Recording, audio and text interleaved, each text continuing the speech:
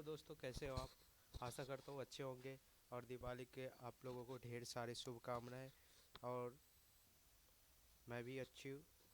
तो आज हमारे आज जो टॉपिक है उसका नाम है नोटपैड। नोटपैड के बारे में हम डिटेल में समझेंगे।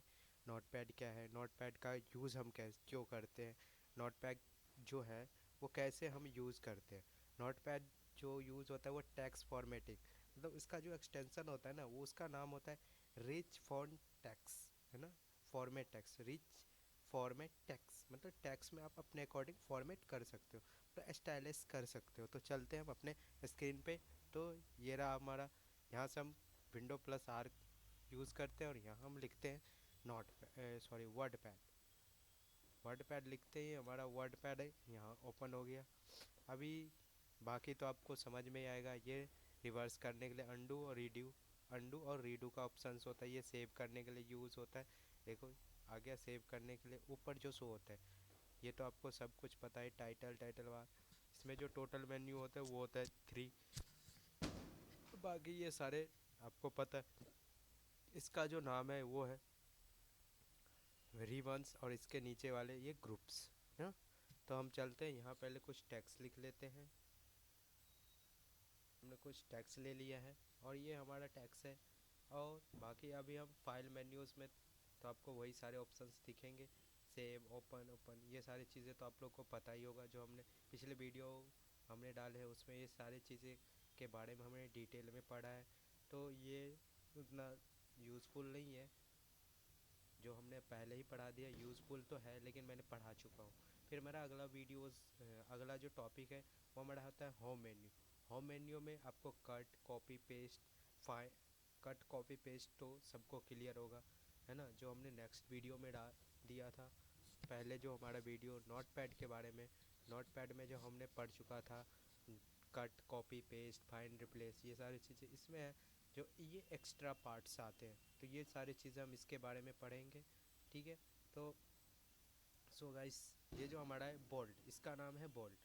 बोल्ड करता है डार्क हाईलाइट करने के लिए।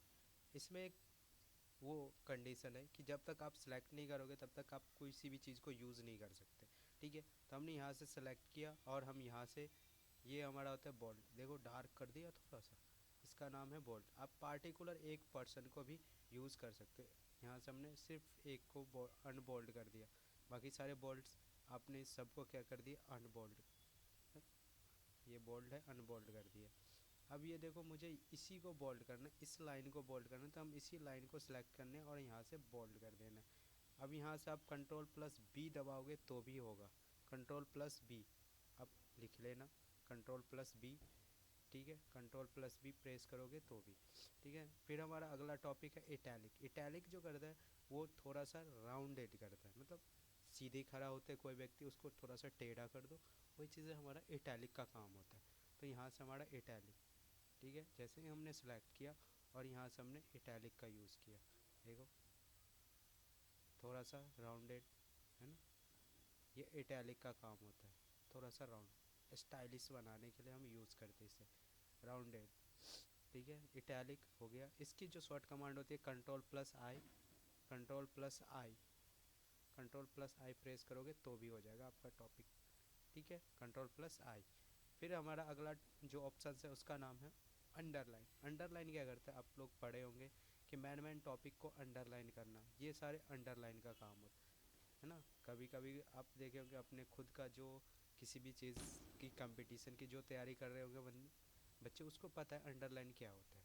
जो हमारा मैन टॉपिक होता है उसको हम अंडरलाइन करते हैं, ठीक है। फिर हमारा, फिर यहाँ से हम चलते हैं स्ट्राइक थ्रू। स्ट्राइक थ्रू का जो काम होता है वो गलत को दिखाने के लिए। मान लीजिए यहाँ हमने टुडे लिखा है, हमने यहाँ टुडे मैंने गलती से लिख दिया।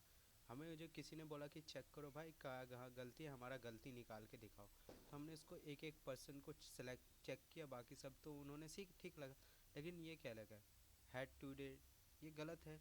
तो आप यहाँ ऐसे सही करके नहीं दोगे उसको, ऐसे नहीं दोगे, वो विश्वास ही नहीं करा, बिलीव नहीं कर। भाई मैं तो सही दिया हूँगा। कोई सामान मान लो अपने मार्केट से ख़रीदते हो, तो उसमें क्या होता है कि आप ख़राब सामान लेके गए, अपने घर से गए और उसको रिटर्न करने आप गए, तो क्या होता है, दुकानदार कहता है कि भाई अगर